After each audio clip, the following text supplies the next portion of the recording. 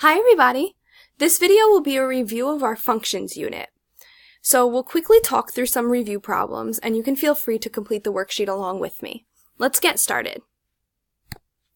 So in number 1 we are given 3 functions and asked to subtract 2 of them. So there's a couple different ways that you can go about this. I'm going to evaluate each one separately and then subtract them at the end. So evaluating h of -2, we're going to take the h function, and h of -2, I'm going to plug in -2 as our input. Make sure, especially when you have exponents involved, make sure you put it in parentheses. Right, so -2 to the third power is -8 minus 2 is going to give me -10. So that's our h of -2 function. And now we have to evaluate f of 3. So f of 3 is going to be 2 times 3 plus 4. 2 times 3 is 6. 6 plus 4 is positive 10. Okay, and now for our last step, we have to subtract the 2 functions. So we have -10 minus f of 3 was 10, so minus 10. And our final answer becomes -20. Alright, so moving on to number 2. Number 2 says to find x if f of x is -10. Now the common mistake here is to want to input -10 into our first function here. But -10 is not our x value, it's not our input value. -10 is the value of the entire function. So we're going to replace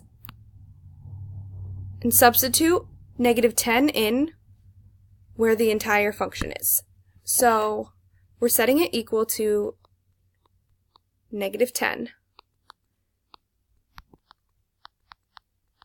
Right? And that makes sense for the x at this point to be left as x because the problem asks us to find it. We don't know it yet.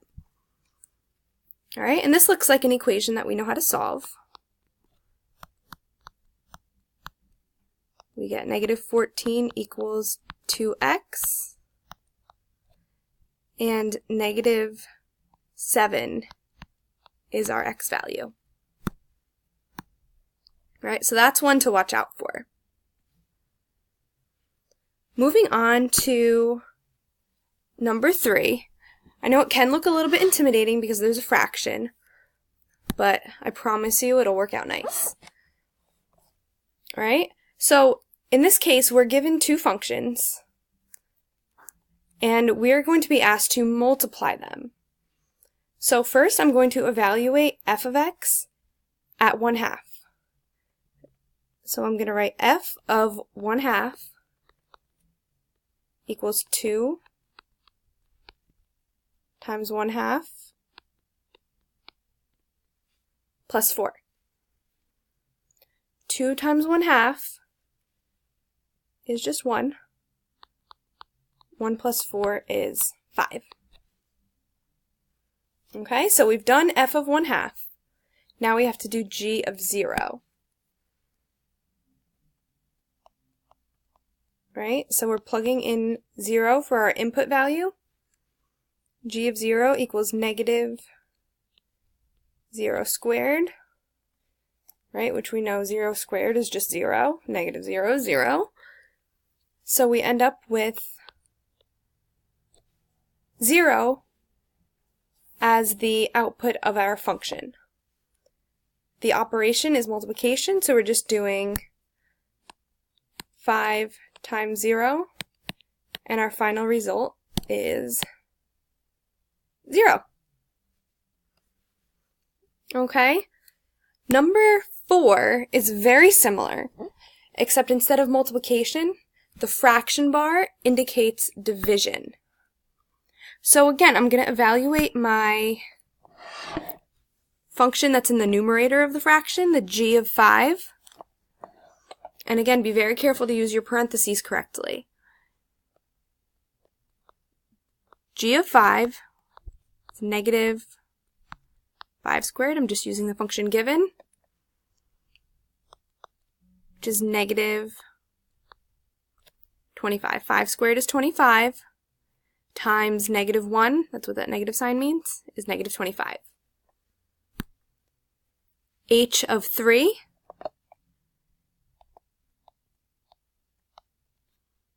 right, we're using 3 as our input value, so we're doing 3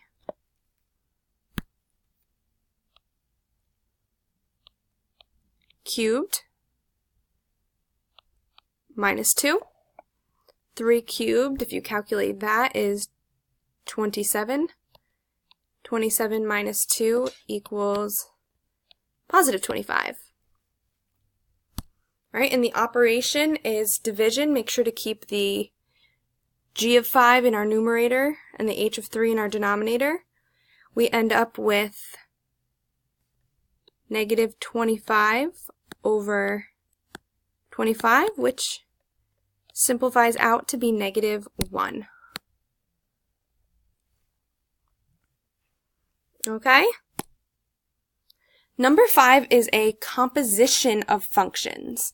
And we know when we do compositions, we work from the inside out.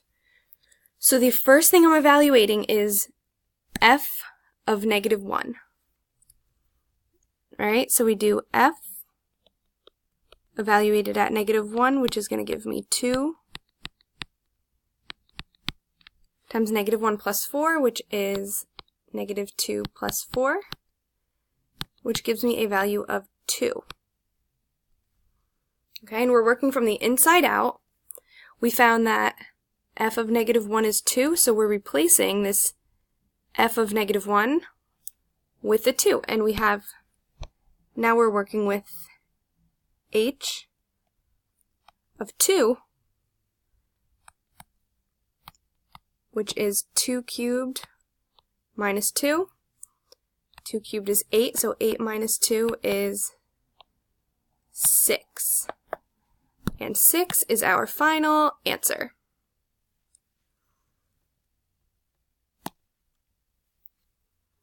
This one is a little bit tricky because it doesn't give us a value to evaluate at. Instead, it just has x written here. But again, in any composition, we work from the inside out. So the first thing that we're looking at is the g of x. And according to the functions given, g of x is negative x squared. That's what we are putting in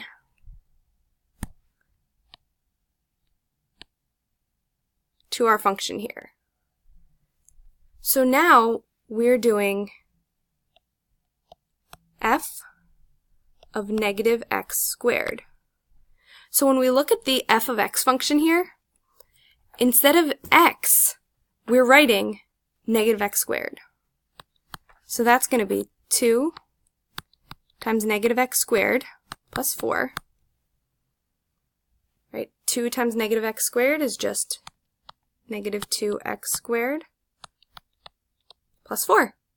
And since we have no numerical value to plug in for x, we are done at this point.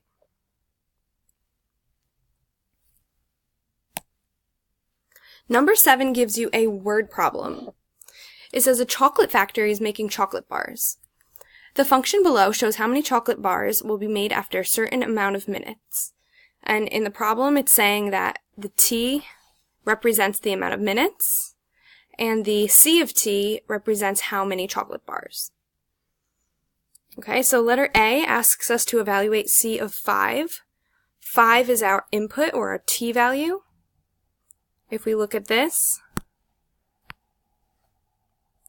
when 5 is the input value, the output value is 20. So c of 5 equals 20. Nice and easy. Letter B says write a sentence explaining what c of 0 means in the context of this problem. So we're looking at where the input value is 0, and we see that that output is also 0. But the question says in the context of this problem. So what does that mean? That means, since we know that t represents time, that means that no time has passed because it's 0, so 0 minutes, and no chocolate bars have been made. Right? So what I would write for this is something to this effect. Right? I wrote when t equals 0, it means that no time has passed. Since c of 0 equals 0, no chocolate bars were made at that point in time. So anything that really shows that you know how to read this table and you know what it means is usually perfectly fine. Moving on to the last problem. It says use the graphs to determine f of g of 5. So this, as we can see, is a composition of functions. But unlike the previous problems, it gives us graphs to look at rather than equations. But we still work on it the same exact way. So it's a composition, so we work from the inside out. So the first thing that we're looking at is g of 5. So if you look at our g of x function here, and you evaluate it at 5, remember 5 is the x value, the input. So we're looking on the x-axis at 5. All right, and the y value, or the output value at that point, is 3. So let me just make a note of that. G of 5 equals 3. Right, but then we need to find f of g of 5. So now we're looking for f of 3. Right, so we're looking at our first graph here, and again 3 is the x value, so we're going along the x-axis, finding 3, and when our x, or our input, is 3, our output, or our y value, is 1. Right, so f of g of 5 equals 1. And that is it. I hope it was helpful for you. Have a great day. Bye-bye.